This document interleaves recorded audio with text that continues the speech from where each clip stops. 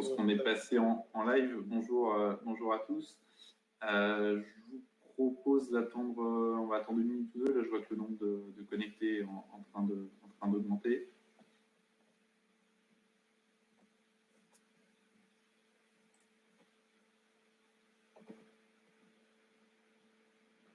On a un petit compteur qui nous montre que vous êtes nombreux à nous rejoindre. On est ravis.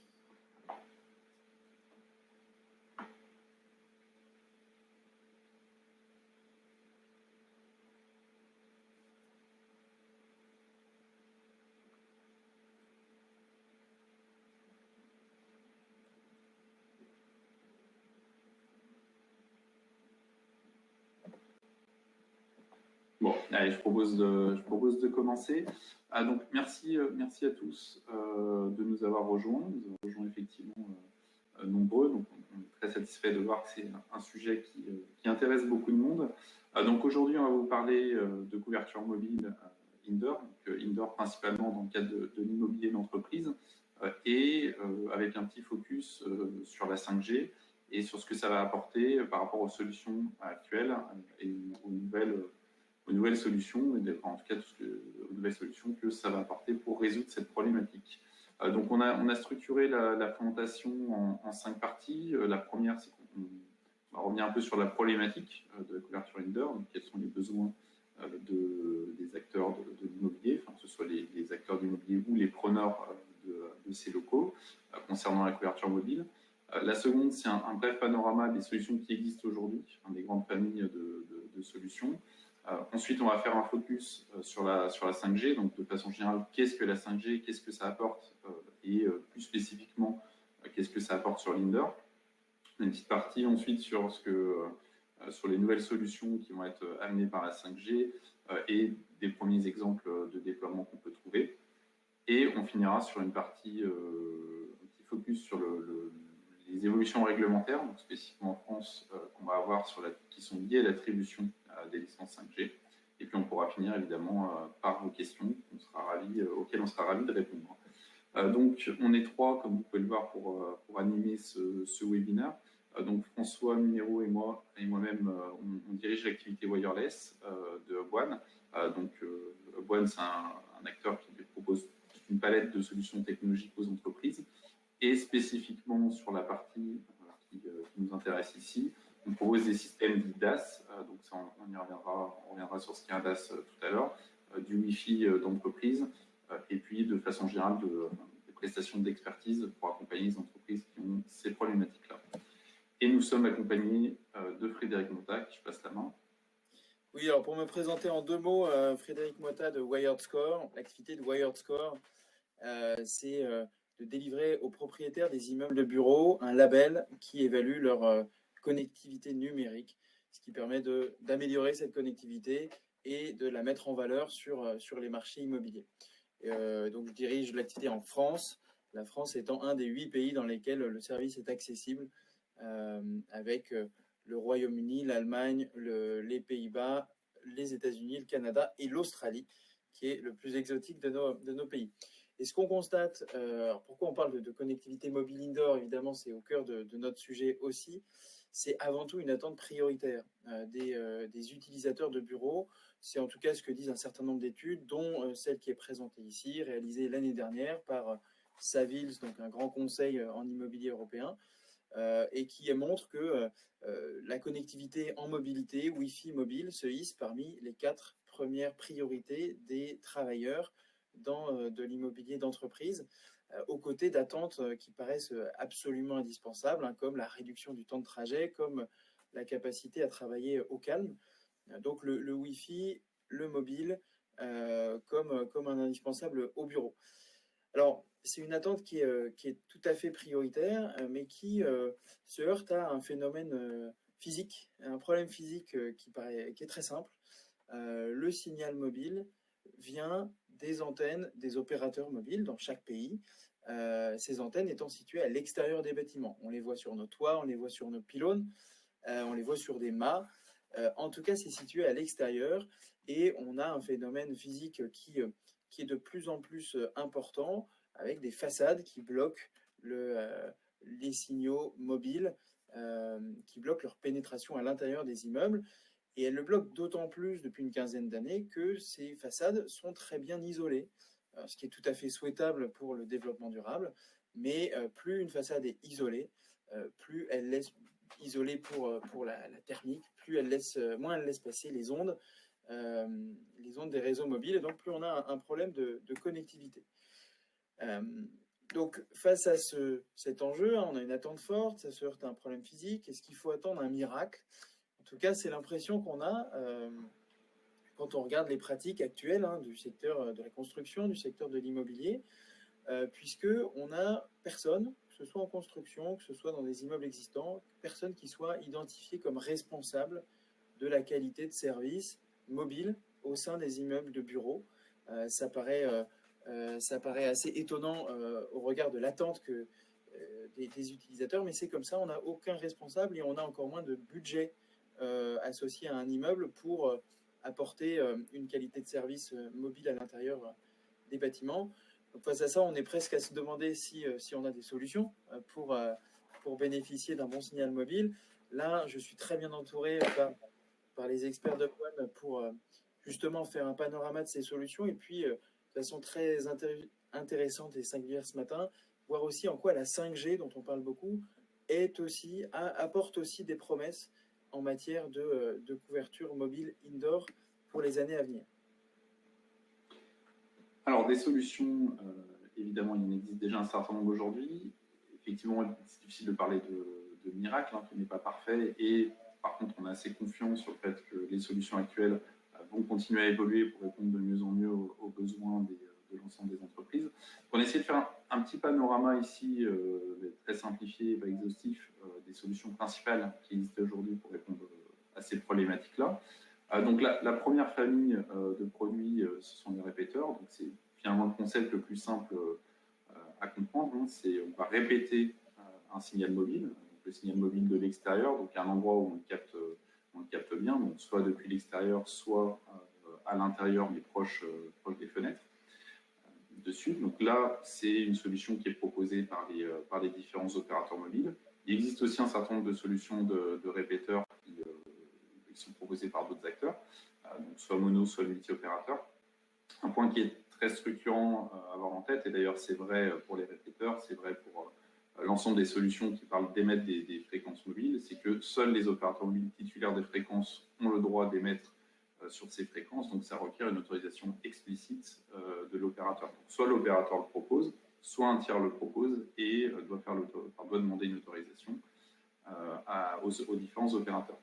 Donc, pour revenir sur les répéteurs, donc c'est une solution qui est simple à déployer, qui répond vraiment aux besoins de couverture ponctuelle, qui va avoir comme limitation principale le fait d'être mono-opérateur si on prend une solution chez l'opérateur, et puis une problématique de capacité, puisque finalement on va étendre la cellule, mais pas créer de la capacité en tant que telle complémentaire pour répondre à des usages. Donc c'est souvent quelque chose qui est déployé soit dans des locaux petits ou moyens, soit dans des environnements plus ruraux où la problématique est moins forte en termes radio, et notamment dans des entrepôts, des industries, etc.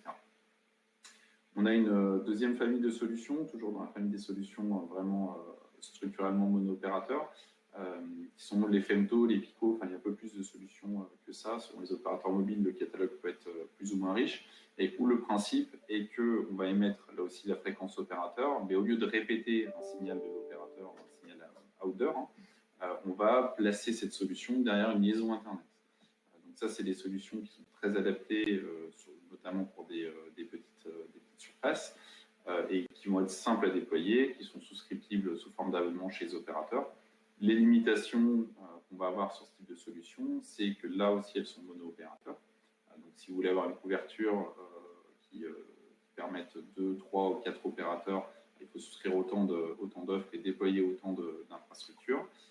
Et puis, on a une problématique aussi de scalabilité, quelques limites fonctionnelles sur le fait de pouvoir passer d'une cellule à l'autre ou à l'extérieur, on peut avoir des interruptions de communication. Donc, c'est une très bonne solution d'appoint, c'est des solutions qui sont stables, mais qui ne vont pas forcément répondre à l'ensemble des besoins. On a une troisième famille de produits qui est apparue un peu plus récemment, qui est l'utilisation du Wi-Fi pour les services mobiles. Donc, le Wi-Fi est déployé dans toutes les entreprises ou presque, à différents niveaux de qualité et d'investissement, mais ça devient quand même un service avec un certain niveau de qualité, puisque de plus en plus, il devient critique d'avoir un bon réseau Wi-Fi pour pouvoir faire ses communications Teams ou autres au sein de son entreprise. Donc les entreprises continuent à investir dans ce réseau-là et finalement on peut utiliser maintenant ce réseau pour pouvoir émettre et recevoir des appels sur son numéro mobile, des SMS et tous les services opérateurs. Donc c'est une solution qui a l'avantage d'être déployable, de ne pas être à déployer d'un point de vue infrastructure, puisque l'infrastructure est déjà là. Donc on a un coût marginal qui est évidemment très faible, mais qui a l'inconvénient de demander un certain nombre de prérequis, puisqu'il faut que les terminaux soient compatibles. Ce n'est pas le cas de tous les terminaux, hein. Ça requiert le support de la fonctionnalité et puis l'activation chez les opérateurs de ces terminaux-là. Ça requiert le service côté opérateur, c'est-à-dire qu'il faut que l'ensemble des cartes SIM qui souhaitent utiliser ce service ait bien activé le service, donc que ce soit sur une offre en public ou une offre entreprise. Et puis, ça va requérir également le fait d'être connecté au réseau Wi-Fi. Et donc là aussi, selon la politique de l'entreprise, si on a des Wi-Fi avec des portails, etc., c'est pas forcément quelque chose d'automatique. Donc finalement, il y a tellement de prérequis qui fait que c'est rarement une solution qui va répondre à l'ensemble des besoins. Et l'autre grosse limitation qu'on peut avoir dessus, c'est qu'on a des problématiques aussi fonctionnelles, notamment de roaming avec l'extérieur, donc des coupures de communication, si on rentre ou on sort du bâtiment. Donc c'est une solution qui est souvent vue comme un plan B, mais un plan B qui est quand même tout à fait intéressant parce qu'il est adapté, quelle que soit la taille de l'entreprise et des locaux. Et puis on a une dernière solution qui est généralement reconnue dans l'écosystème comme celle ayant le meilleur niveau de service, que ce soit d'un point de vue fonctionnel ou technique, qui est le DAS, donc des systèmes d'antennes distribués. Donc là, on a plusieurs typologies d'architecture, et notamment sur le fait que les antennes soient actives ou non. Mais le principe reste le même, c'est qu'on va déployer des antennes dédiées à l'émission du signal mobile dans l'entreprise, et ensuite on va pouvoir les allumer avec différentes baies opérateurs. C'est-à-dire qu'on va pouvoir utiliser les mêmes infrastructures pour 2, 3, 4 opérateurs. Le système existe aussi pour un seul opérateur, évidemment. Donc c'est un système qui est généralement plutôt déployé dans des grandes surfaces, pour des raisons sur lesquelles on reviendra tout à l'heure, mais qui sont liées au coût, et qui, une fois déployé, en revanche, est une infrastructure qui est pérenne, qui est évolutive, y compris avec la 5G, et qui n'a aucun prérequis en termes d'user experience. Donc l'utilisateur, finalement, se rendra même pas compte que cette solution existe, si ce n'est qu'il aura un excellent niveau de service mobile.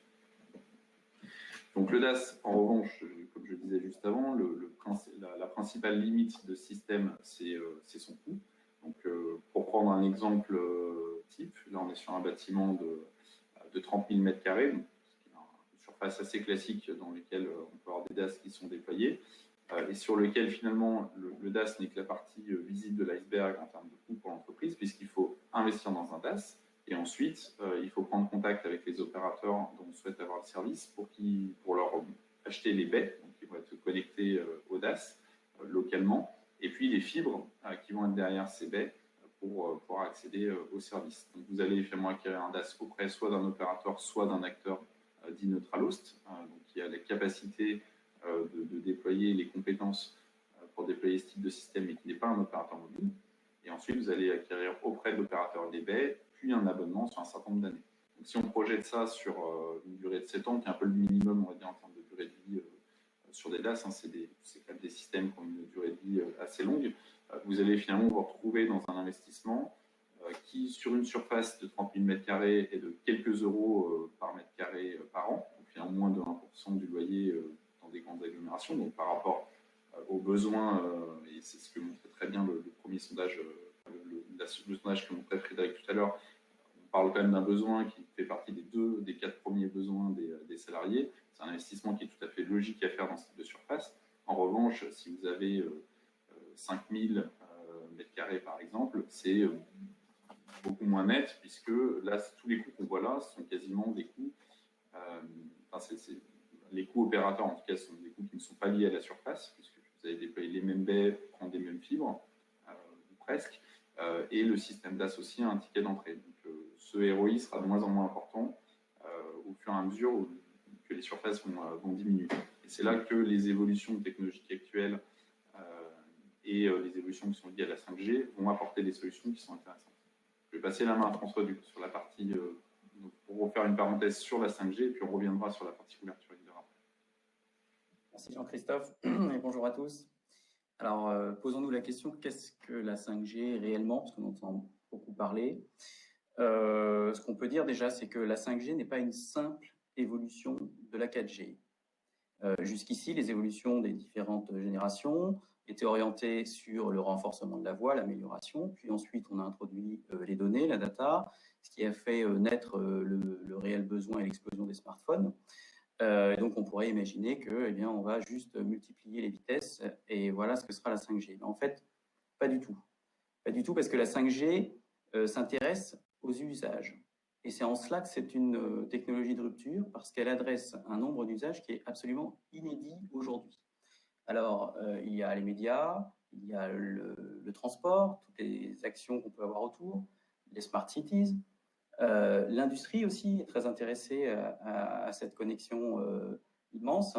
Et puis, le domaine de la santé. J'en cite, évidemment, c'est absolument pas limité. Pour pouvoir adresser tous ces usages, la 5G s'oriente sur 3 performances clés. Il s'agit d'abord de la vitesse, donc le débit, celui que l'on attend effectivement pour avoir des transmissions de données encore plus rapides et surtout en masse. Ensuite, il y a la réactivité, c'est-à-dire que le réseau a été repensé, amélioré de manière à être immédiat dans ses réponses, et notamment pour des applications plus temps réel, c'est-à-dire qui vont s'associer aux différentes applications de la vie de tous les jours.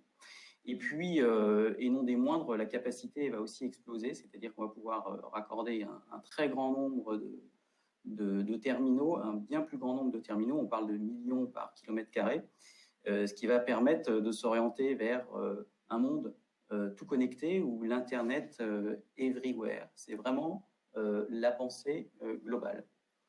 Alors, pour répondre à tous ces usages, la 5G a fait évoluer un certain nombre de technologies. Donc, on pourra en citer des quantités. J'en ai mis quelques-unes ici qui me paraissaient intéressantes. Ce qu'il faut comprendre, c'est qu'il va y avoir plusieurs 5G en fonction des usages. Certaines technologies seront mises en avant pour un usage, par exemple, temps réel. On n'a pas forcément besoin de débit, mais que ça réponde tout de suite et de manière très fiable. D'autres applications plus classiques, on a besoin de grand débit, et c'est celle-ci auquel on s'attend tous. Et puis, quand on va avoir besoin de raccorder énormément d'éléments pour pouvoir faire une action, c'est la capacité. Alors, parmi ces technologies, on parle beaucoup du MIMO, c'est-à-dire le fait de pouvoir multiplier le nombre de connectivités à un instant donné sur les mêmes supports. On a déjà mis ça en place sur le Wi-Fi, sur la 4G. La 5G va aller plus loin encore, c'est-à-dire ce qu'on appelle le Massive MIMO, pour multiplier ce nombre de connexions. Un autre point très important, c'est que le slicing. La technologie de slicing va être implémentée de bout en bout. Qu'est-ce que c'est que le slicing? C'est le fait de pouvoir garantir à une connexion, donc à un usage, une performance. Une fois qu'on est raccordé, on sait qu'on a cette performance de bout en bout. Jusqu'ici, les réseaux avaient tendance à donner la performance qu'ils avaient à l'instant T. Elle pouvait potentiellement être variable. Si elle est toujours variable, en tout cas, on sait la garantir et de bout en bout. Et ça va changer, révolutionner les usages, surtout les usages professionnels. Pour faire tout ça, le réseau en lui-même et en particulier le cœur va avoir tendance à amener le logiciel au plus près de l'antenne. C'est-à-dire que tout ce qui est hardware, les gros data centers fixes ou les équipements fixes posés à différents endroits va avoir tendance à disparaître. Et l'antenne sera au final le seul élément physique qui sera fixé. Et de fait, les architectures derrière seront forcément plus souples, plus dynamiques et surtout plus résilientes. C'est-à-dire que très rapidement, on va pouvoir les réorganiser, les reparamétrer ou les faire évoluer. De fait, on aura sur ce réseau 5G une fiabilité qui sera accrue. Et ça, c'est encore un élément très important, surtout pour les usages temps réel, par exemple le véhicule connecté ou encore une fois la e-santé s'il faut intervenir en télémédecine. Toutes ces interfaces aujourd'hui sont en train de se standardiser et on a des mouvements, des regroupements d'acteurs de manière à pouvoir standardiser toute cette informatisation des télécoms. Et il existe déjà des standards qu'on appelle Open RAN. Alors, quand est-ce que ça arrivera la 5G? La 5G, en gros, il y a deux étapes. Deux étapes qui sont liées à la fréquence, l'obtention des fréquences, la libération, et d'autre part, la technologie. La première étape était estimée, alors ces étapes ont été évidemment un petit peu entachées avec les derniers événements du Covid-19. Il est envisagé aux alentours de 2020 et peut-être plutôt 2021, premièrement, de libérer de la fréquence en France.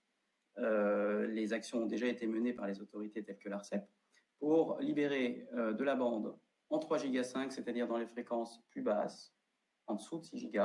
Ils vont avoir plus de facilité à atteindre la cible puisqu'elle se propage mieux que les bandes qui sont plus hautes de 6 Go, c'est-à-dire la bande 26 Go qui va s'ouvrir aussi, qui aura une grande capacité, en revanche qui ira beaucoup moins loin. Le 3 Go 5, évidemment, est la bande envisagée en premier lieu. Elle va permettre de couvrir des zones plutôt outdoor et en particulier des zones très denses, c'est-à-dire surtout les grandes agglomérations ou en tout cas les zones de densité.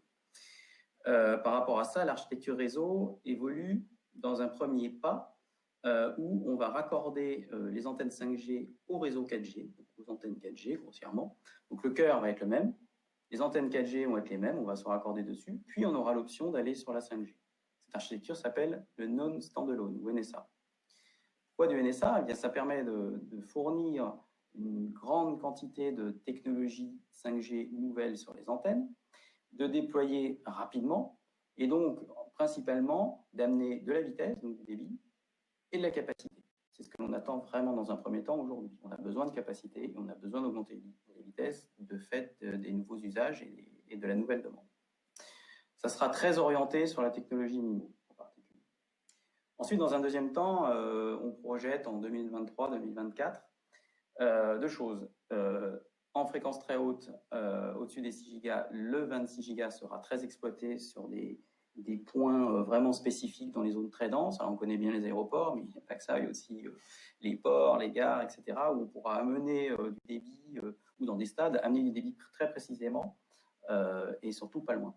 Et puis en dessous, au-delà de l'usage des 3 Go 5, eh bien, toutes les fréquences qui existent déjà, alors on parle du 700, mais il y en a d'autres sur les autres technologies en place de G, 3G, 4G qui pourront être reprises, et de fait, toujours agrandir le spectre. Ça, c'est plutôt à long terme. Quand ce spectre sera encore plus élargi, donc, le cœur 5G sera là complètement mis en place et on arrivera sur une architecture qu'on appelle aujourd'hui standalone, où les antennes sont accordées directement sur le cœur. À partir de ce moment-là, on aura toutes les performances de la 5G, en particulier la forte réactivité et la grande capacité avec toutes les technologies d'agrégation de porteuses. On peut additionner toutes les capacités. Donc on sert vraiment à l'aspect final de la 5G. Alors maintenant, la 5G dans le cas de l'indoor. Dans le cas de l'indoor, aujourd'hui, les technologies 5G qu'on peut ressortir pour appliquer, dans toutes celles que je viens de citer, pour appliquer dans le cas de l'indoor, dans un premier temps, on sera dans une architecture dite NSA, notre standalone, dans les fréquences sous les 6 GHz, principalement 3 Go 5 et peut-être quelques évolutions de refarming rapide, avec des éléments actifs de proximité. Je détaillerai plus après sur un autre slide, mais ça veut dire qu'on va plutôt déployer dans les bâtiments des éléments actifs tels que des bornes Wi-Fi plutôt que des antennes totalement passives.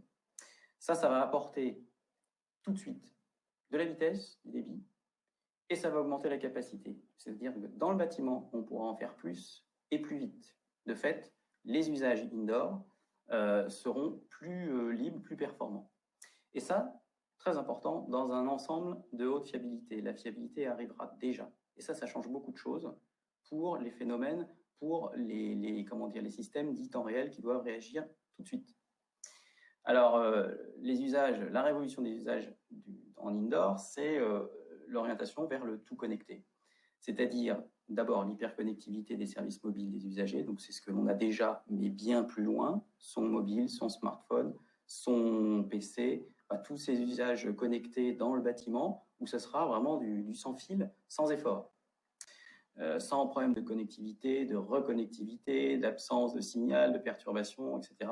On sera dans le tout connecté. Ensuite, tous les systèmes intelligents qui sont dans le bâtiment, là aussi, vont être dans une révolution où on va pouvoir refondre complètement, ce qu'on attend depuis un moment, les différentes interfaces des différents systèmes qui gèrent le bâtiment. Alors, on parle des GTC, on parle des GTV, c'est-à-dire les systèmes de climatisation, les systèmes de gestion technique, d'ouverture de portes, de contrôle d'incendie, que sais-je encore. Tout ça pourra être lancé dans un système qui se parle sur un seul réseau avec les mêmes protocoles de manière fiable, en temps réel et homogène. Alors, on sait qu'il y a eu beaucoup d'évolutions sur ces systèmes-là jusqu'ici. La 5G peut être un élément déclencheur pour aller dans ce sens-là. Et on va rajouter à ça l'Internet des objets, c'est-à-dire l'IoT, tout ce dont on parle, les capteurs très basse consommation ou spécifiques, de manière à pouvoir surveiller et contrôler un bâtiment dans son ensemble en permanence pour optimiser tout simplement ses modes de fonctionnement et en grande partie, évidemment, l'économie d'énergie. Alors, pour terminer, qu'est-ce que ça donne en termes de solutions vraiment techniques? En 3 étapes sont représentées ici le principe d'effacer l'empreinte hardware. C'est-à-dire que si le réseau 5G va se virtualiser pour ne s'approcher du hardware que sur l'antenne, eh bien, sur le DAS, ou sur en tout cas l'équipement qui va être dans le bâtiment, c'est exactement ce qui va se produire. Aujourd'hui, on parle d'un système DAS qui est représenté tout en haut, avec des antennes reliées à des câbles cuivre, le tout sur un émetteur central puissant et centralisé, unique. Donc ça, c'est le DAS très conventionnel, on en retrouve encore beaucoup. Ce qui est représenté sur la ligne d'en dessous, en hardware, vous reconnaissez des antennes avec des câbles qui peuvent être multipliés si on doit mettre des niveaux. Ça, on va forcément, en 5G, premièrement, se remettre sur ce câble-là, déjà, pour avoir une couverture globale, mais on va pouvoir le renforcer avec des éléments actifs, avec des bornes actives, avec des antennes actives qui sont représentées sur la droite, qui, elles, seront plutôt reliées avec du fibre ou de la cuivre, avec du cuivre ou de la fibre. Ce DAS, donc, conventionnel, va pouvoir être renforcé par cette technologie dite active. Et dans un troisième point, encore dans le temps, c'est-à-dire quand on arrivera vers le standalone, eh bien, a priori, le cuivre pourrait avoir tendance à disparaître puisqu'on va vers de la virtualisation totale, c'est-à-dire que ces éléments actifs vont être plus présents. On va avoir tendance à faire disparaître les antennes classiques. Et puis, lorsque l'on ira vraiment vers le virtual RAN, c'est-à-dire le RAN virtualisé de bout en bout, eh bien là, on aura, comme on peut le faire aujourd'hui en Wi-Fi, brancher une borne pratiquement sur l'Internet qui ira directement sur le câble. Ça va amener quoi? Ça va amener une grande mutation des modèles économiques. Pourquoi? Parce que le modèle économique du DAS qu'on a évoqué, certains coûts d'entrée et qui nécessite une organisation entre opérateurs, eh bien là va être complètement bouleversé, puisque finalement il n'y aura plus forcément toute cette machinerie installée dans le bâtiment, il y aura plutôt à le raccorder, et c'est tout l'enjeu du bâtiment connecté. Voilà, pour présenter des exemples qui existent, je laisse la main à Jean-Christophe. Ouais, pour illustrer un peu les concepts qu'évoquait François, à savoir, en fait, c'est surtout des évolutions de systèmes d'acteurs du DAS. Hein, donc, on a des solutions chez Huawei, des Copscope, des JMA qui sont intéressantes, avec des approches techniques qui peuvent être un peu différentes, mais l'idée, c'est pas forcément de rentrer dans ce détail-là. Il y a 2 grandes familles, finalement, d'évolutions dans la partie couverture indoor. Une qui est sur le fait que les antennes deviennent actives, enfin, avec des fonctions plus intelligentes que historiquement sur le DAS traditionnel dont parlait François.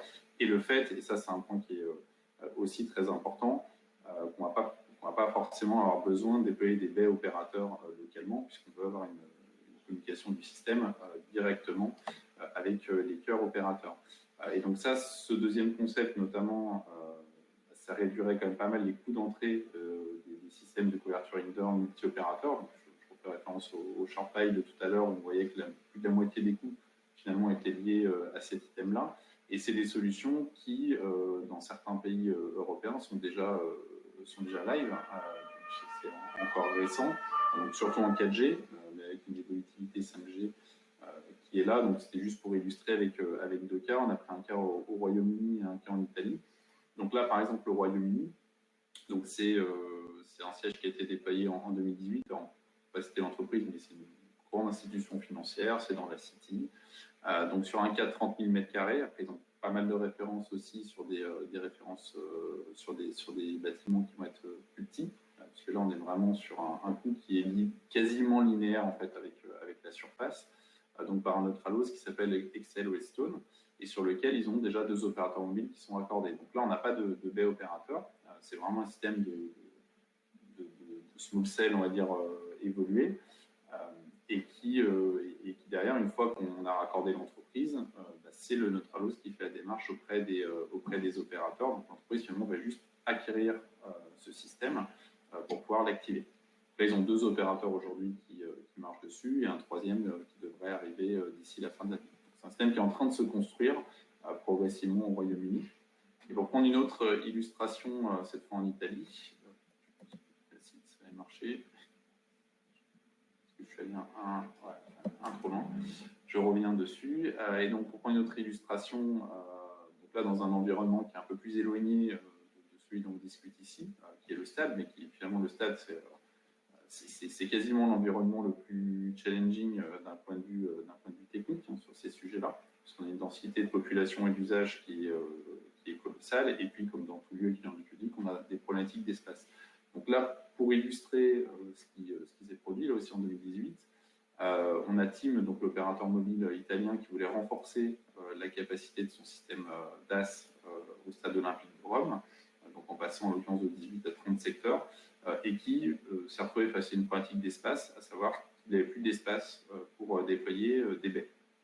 Donc là, ils ont déployé un système qui permet de virtualiser cette partie-là. Donc c'est vraiment la concrétisation de ce dont parlait François tout à l'heure de Virtualized RAN, et donc finalement de ne pas avoir, de passer d'un espace de plus de 10 m² à un espace qui finalement va prendre 1 m² pour pouvoir remplir des fonctions qui sont similaires. Donc ça, c'est des systèmes qui sont encore relativement récents, qui ont des impacts aussi d'intégration pour les opérateurs mobiles, mais qui commencent à apparaître et qui simplifient quand même beaucoup le déploiement de solutions de couverture mobile dans des environnements privés.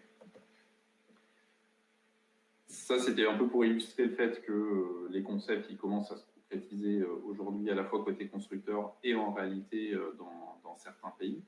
Il y a un autre point aussi sur lequel on voulait appuyer qui est lié à la 5G, non pas sur la partie technique, mais sur la partie réglementaire. C'est que l'ARCEP, en fait, dans les conditions d'attribution des fréquences 3,5 GHz, donc les fréquences sub-6, a mis un certain nombre d'obligations à souscrire pour les opérateurs qui souhaitent avoir ces fréquences. Donc, a priori, les 4.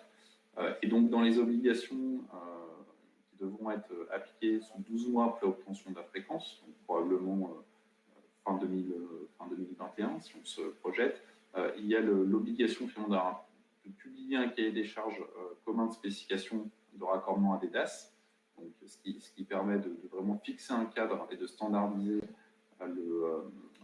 les règles d'ingénierie, les règles techniques qui sont utilisées pour des DAS, donc de faciliter, de fluidifier le marché pour le raccordement, d'avoir également des conditions tarifaires qui sont publiées pour ce raccordement. Donc tout à l'heure on parlait de l'acquisition des baies, donc aujourd'hui les offres existent chez les opérateurs, il est simple d'y souscrire, mais là on va avoir des conditions tarifaires qui seront publiées de façon qui seront accessibles de façon publique, et donc qui faciliteront aussi l'anticipation des coûts dans un projet DAS. Et puis la dernière obligation, et qui n'est pas des moindres, c'est l'obligation contraire à la mutualisation des fibres optiques qui vont être utilisées, donc de mutualiser les raccordements. Donc concrètement, une entreprise pourra s'adresser à un opérateur pour un raccordement dans le cadre d'un raccordement multi-opérateur. Et donc cet opérateur devra mutualiser ces raccordements, sauf impossibilité technique démontrée. Donc finalement, c'est des préceptes qui ont visé à rester sur un principe technique qui est celui d'aujourd'hui, mais d'en faire quelque chose de plus normé, qui va faciliter du coup ces déploiements, l'anticipation budgétaire, et puis, d'une certaine façon aussi, réduire les coûts, puisqu'on pourra mutualiser certaines parties des infrastructures techniques. Et puis, l'autre aspect qui est intéressant aussi, dont on a moins parlé dans cette présentation, c'est sur la partie small cell.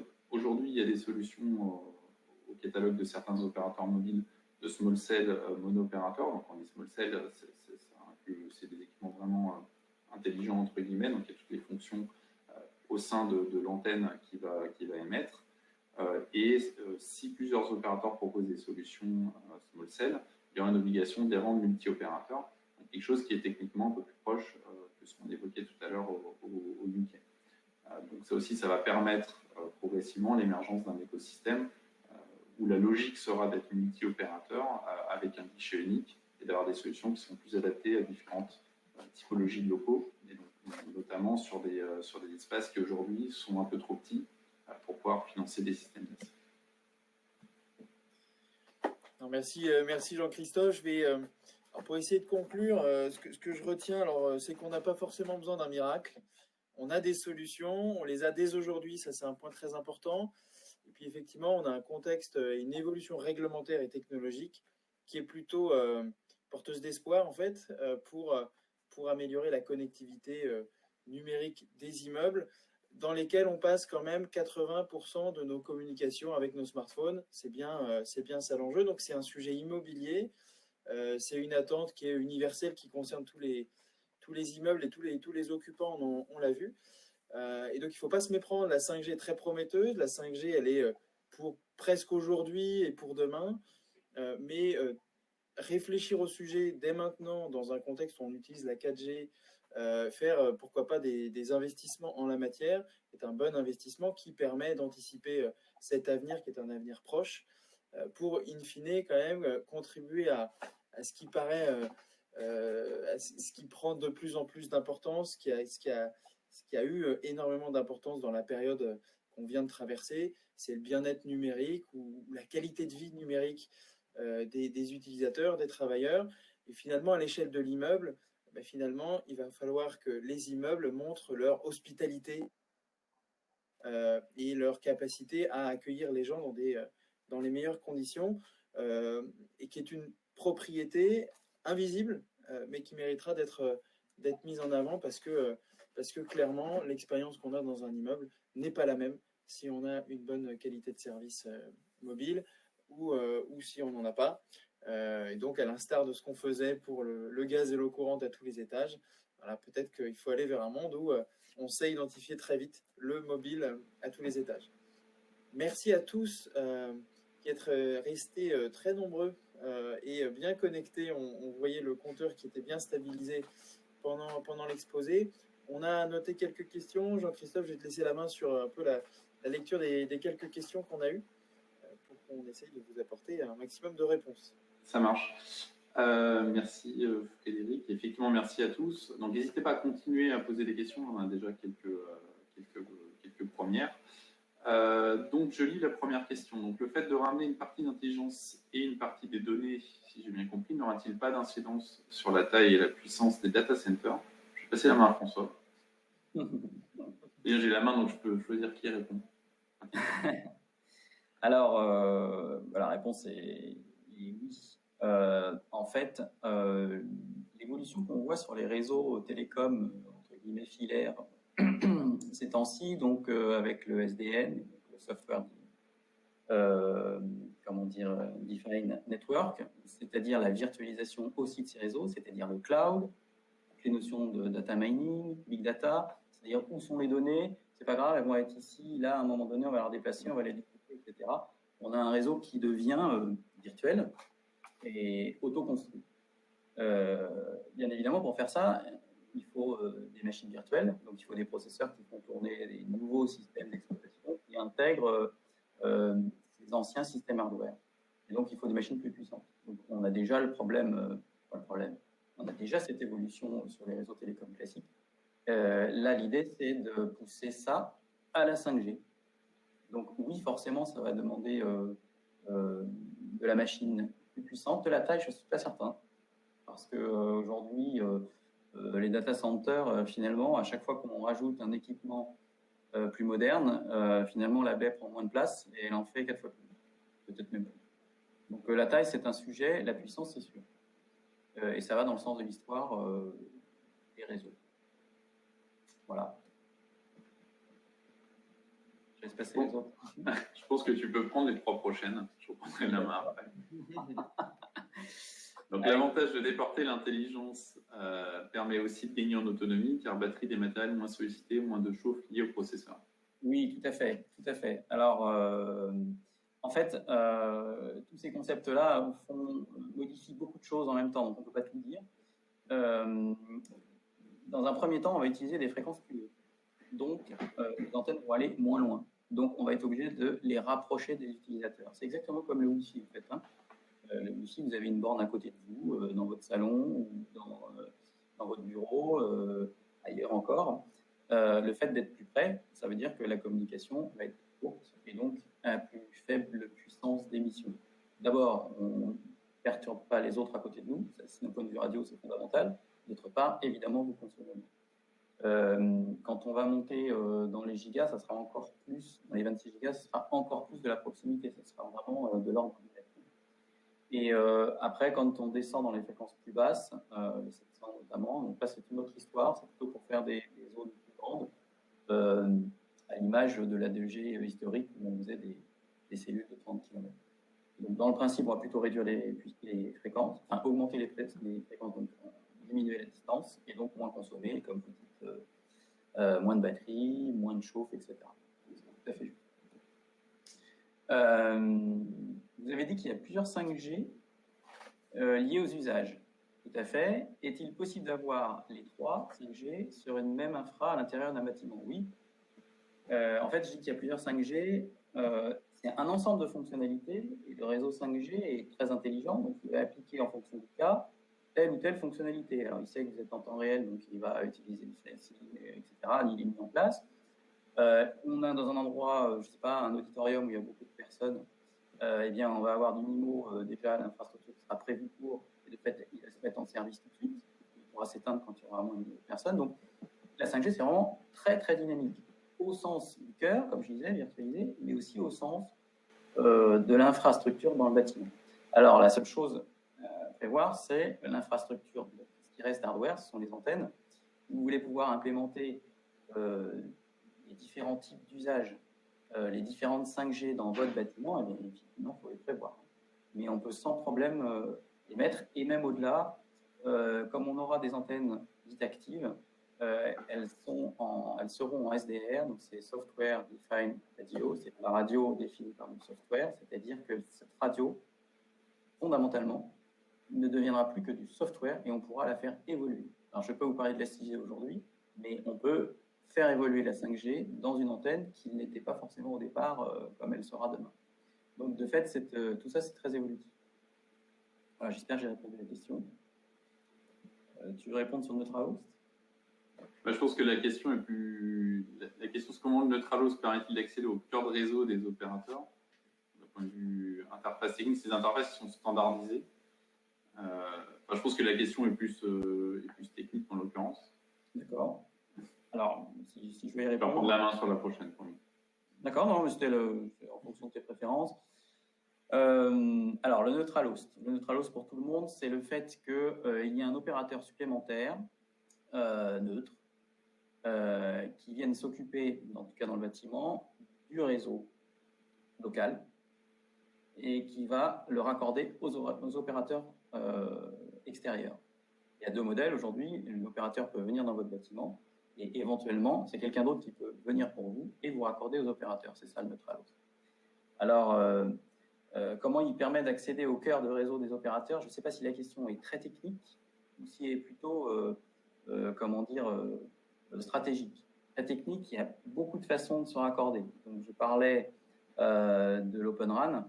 Donc ça, c'est vraiment la vision à long terme. C'est le fait de raccorder d'un point de vue logique et de supprimer tous les systèmes intermédiaires que l'on a aujourd'hui avec beaucoup de conversions et de les raccorder directement au cœur. Ça nécessite une forte standardisation, beaucoup de sécurité, une confiance entre le Neutral Host et l'opérateur pour savoir ce que l'on fait réellement. Et du coup, le Neutral Host va prendre la responsabilité de rayonner des ondes de l'opérateur dans le bâtiment. Donc là, sa responsabilité est forte et donc il doit montrer à l'opérateur ou aux différents opérateurs la façon dont il le fait de manière totalement transparente.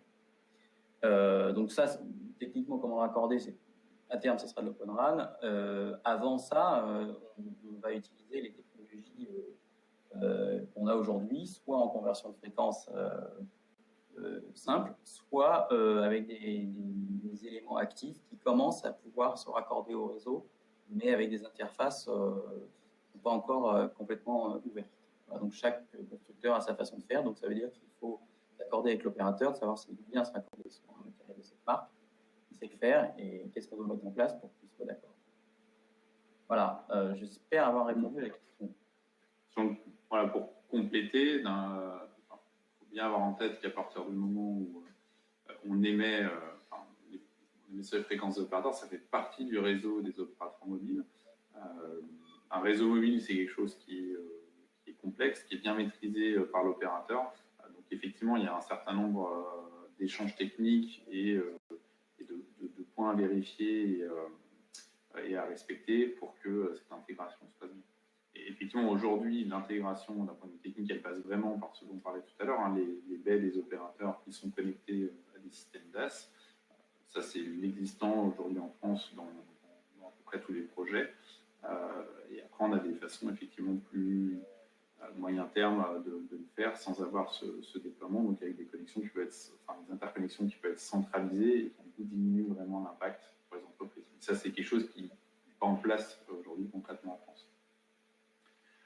Sur la question suivante, donc peut-on dire qu'à terme, cette techno remplacera donc l'ensemble des connectivités voix et data, donc notamment Wi-Fi LAN WAN, donc concrètement, on va dire le monde I3E, enfin le monde IP. C'est une question c'est une très bonne question, beaucoup de monde se la pose. À titre personnel, je ne pense pas, parce qu'aujourd'hui, la flexibilité qu'on a en déployant son propre réseau d'entreprise, c'est quand même quelque chose qui est important, qui permet un contrôle d'accès qui est plus strict, des déploiements ponctuels qui sont vraiment maîtrisés par l'entreprise. Et c'est quelque chose qui, à mon avis, aura du mal à disparaître au profit de ces technos. Après, c'est une question qu'on peut se poser effectivement, et c'est un peu aussi dans la logique de la 5G, avec la logique de slicing notamment, d'avoir des services spécifiques pour les entreprises. On peut imaginer des concepts aussi de réseaux privés. Donc clairement, je pense que les technos vont se rapprocher et peuvent marcher sur des plates-bandes de l'une de l'autre. Après, un monde où les entreprises n'auront pas leur propre réseau IP, donc leur propre LAN qui, en général, comme extension du Wi-Fi, c'est en tout cas sur un horizon de 5 ans, c'est très difficile à imaginer. Ce qu'on voit comme évolution dans les entreprises, c'est qu'il y a des entreprises qui maintenant font le choix, pour certaines d'entre elles, de ne pas avoir de prise Ethernet sur les bureaux, donc d'avoir vraiment le Wi-Fi comme modalité d'accès primaire. En revanche, une entreprise, en tout cas d'une taille conséquente, qui fait le choix de ne pas avoir du tout de LAN et qui s'appuierait sur des réseaux mobiles, parce que ce serait envisageable aussi aujourd'hui en 4G dans l'absolu, c'est pas quelque chose qu'on voit et c'est quelque chose qu'on imagine soit à plus long terme, soit ne pas se produire du tout. Donc, on pense qu'aujourd'hui, c'est vraiment les deux technos sont nécessaires, sont complémentaires en termes d'usage, et puis sont complémentaires aussi en termes de capacité, puisque quand vous avez un réseau Wi-Fi et un réseau mobile sur les bandes des opérateurs, vous avez plus de fréquences pour répondre à l'ensemble des usages qui continuent à croître de façon exponentielle. Ensuite, on a une question sur la distance max de cuivre si on veut faire transiter le 3,5 GHz, enfin la 5G 3,5 GHz. Alors, les équipementiers aujourd'hui travaillent tous sur du cuivre. En fait, c'est à la fin, c'est-à-dire que les verticaux sont plutôt en optique, et puis ensuite, vous avez, selon les étages, des équipements actifs, et donc sont reliés en catégorie 6 ou 7, et on est toujours sur des valeurs aux alentours de la centaine de mètres. Alors, il y a des exceptions où on monte à 150, 160. Ils y travaillent tous pour aller plus loin. Tout ce que j'ai pu voir jusqu'ici en projection sur des roadmaps, c'était pas plus de 300 mètres. Voilà.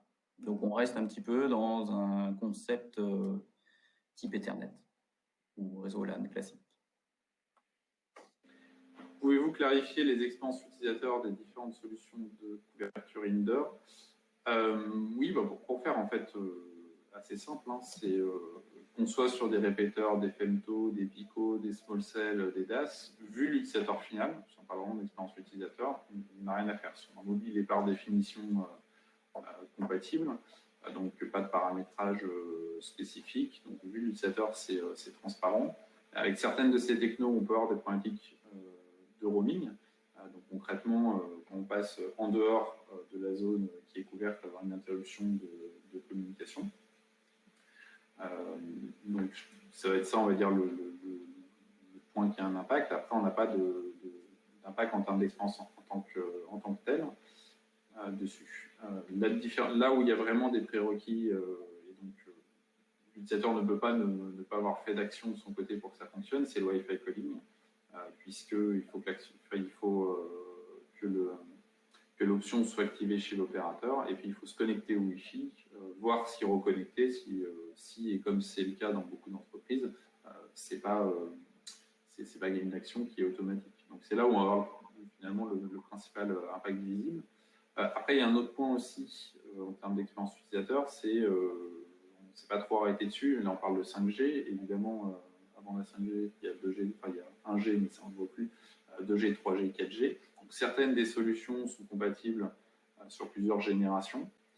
D'autres le sont uniquement en 3G ou uniquement en 4G, par exemple. Donc, ça aussi, ça a évidemment un impact, notamment pour les utilisateurs qui n'ont pas de mobile 4G.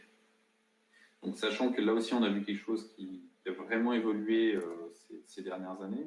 C'est-à-dire qu'il y a encore quelques années, se dire je fais une couverture uniquement 4G dans mes locaux, c'était quelque chose qui n'était pas envisageable.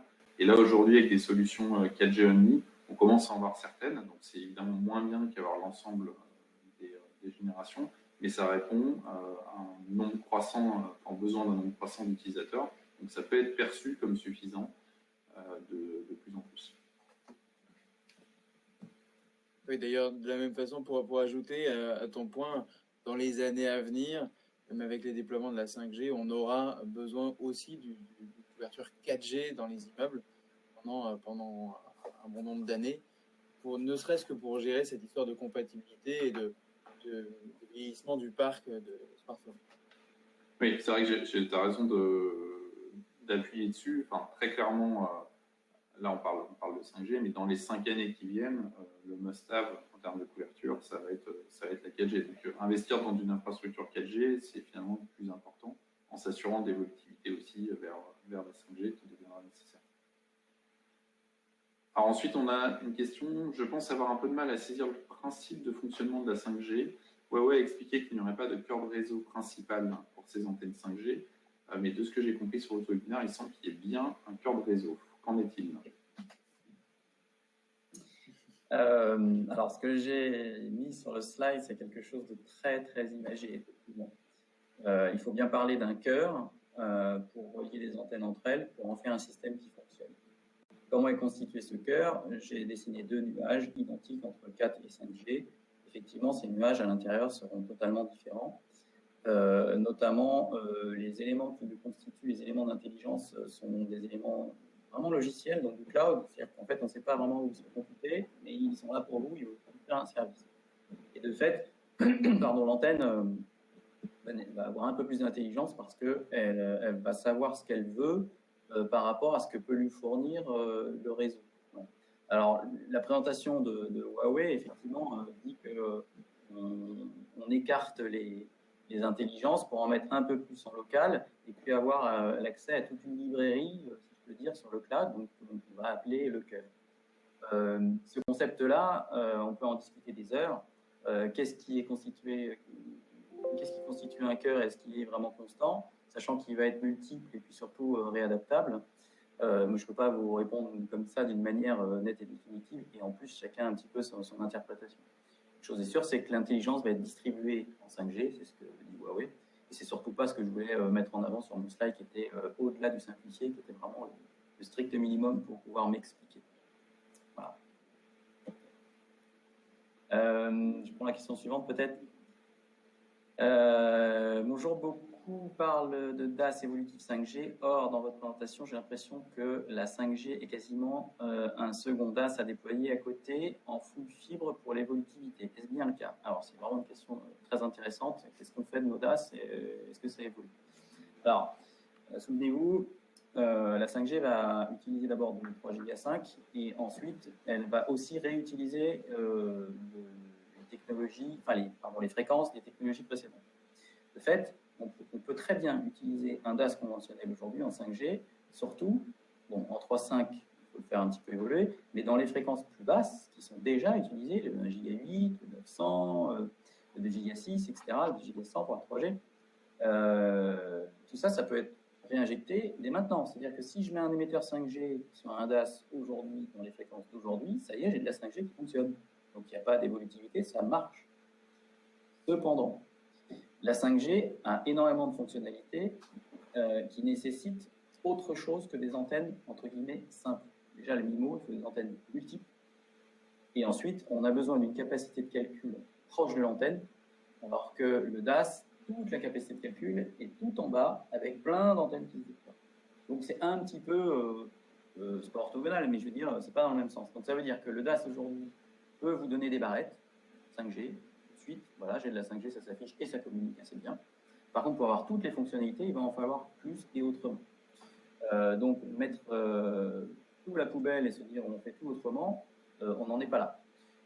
Là où on en est, c'est si on doit déployer un DAS aujourd'hui, il vaut mieux le déployer avec des câbles hybrides, c'est-à-dire des câbles radio, certes, mais qui ajoutent en même temps de la fibre et du cuivre, de manière à prévoir cette évolutivité, qui va être, comme je l'ai mis sur mon dessin, pendant un certain temps, et ça c'est difficile à dire combien de temps, à la fois un réseau conventionnel et à la fois un réseau un peu densifié par de l'actif.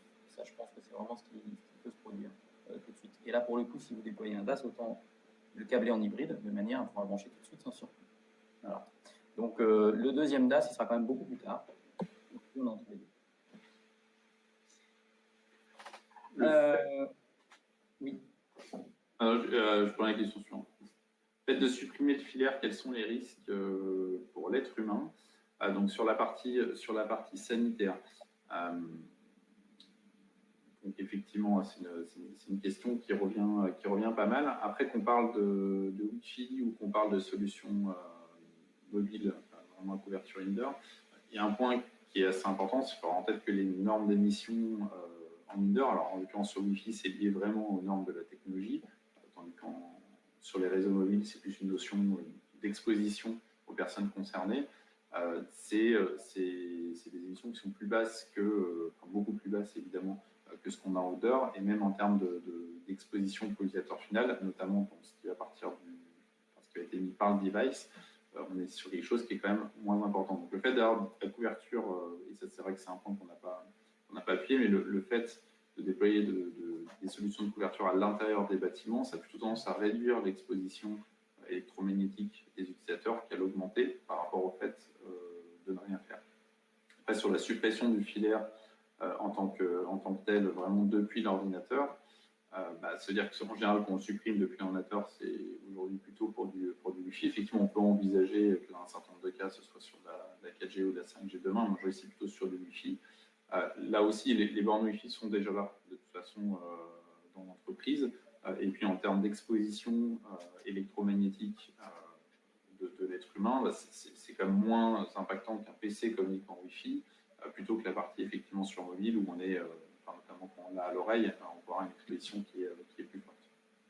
Vas-y. Oui, moi j'ai un point à apporter. Alors déjà, effectivement, c'est un cadre qui est très très normé et au niveau international. Et donc, pour tout déploiement antennaire indoor, il s'agit d'une donnée d'entrée, d'une contrainte d'ingénierie qui peut être respectée. Et donc, c'est un des intérêts de planifier une couverture à l'intérieur d'un immeuble, c'est de maîtriser justement ce niveau d'exposition. C'est exactement, moi je prends souvent une analogie qui parle à mes clients du bâtiment, c'est exactement comme pour éclairer une pièce avec de la lumière. On peut faire le choix de mettre plein de petits points lumineux qui ne vont pas éblouir, et de mettre un gros point lumineux qui va faire très mal aux yeux, pour le même résultat final ou un résultat équivalent. C'est exactement la même analogie pour tout ce qui est radio, donc ce qui est valable en Wi-Fi et ce qui est valable en 4G ou en 5G. Donc c'est très normal. Et puis il y a aussi quelque chose de ce que vient de dire Jean-Christophe, dire plus on met des antennes à l'intérieur et plus on réduit le risque, c'est presque un peu contre-intuitif. Il faut bien avoir en tête que la principale exposition du corps humain, c'est